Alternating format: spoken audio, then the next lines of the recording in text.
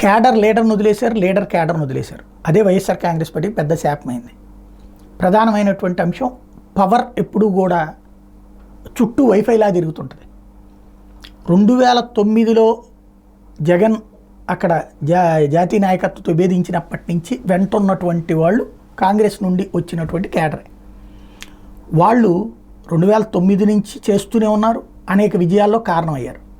2014 తర్వాత కూడా వాళ్ళు సీరియస్గానే పనిచేశారు, ఇది పార్టీ ఓడిపోయినా కూడా. తర్వాత గెలిచినటువంటి 2019లో గవర్నమెంట్లోకి వచ్చాక ఆ క్యాడర్ని డివైడ్ చేసి పారేశారు. ఇప్పుడు బయట నుంచి వచ్చిన వాళ్ళు ఉన్నారు, వాళ్ళకి ఎమ్మెల్యే పదవులు ఇచ్చారు, ఎమ్మెల్యేలు గెలిచారు, మంత్రులు కూడా అయ్యారు. అలాగే సొంత పార్టీలో ఉన్నటువంటి వాళ్ళు కూడా గెలిచినటువంటి వాళ్ళు ఉన్నారు. ఎవరికాళ్ళు మొత్తం కార్యకర్తలను సమన్వయం చేసుకోవడం కాకుండా తమకంటూ ఒక గ్రూప్ మెయింటైన్ చేశారు. ఒక్కొక్క నియోజకవర్గంలో 10 గ్రూపులు తయారైనాయి. ఈ 10 గ్రూపుల్లో 9 గ్రూపులు ఒకళ్ళ నాయకుడికి వ్యతిరేకంగా అయిపోయినాయి. ఎందుకు? ఆ నాయకుడు ఒక గ్రూప్నే మెయింటైన్ చేస్తున్నాడు అన్నటువంటి కోపం.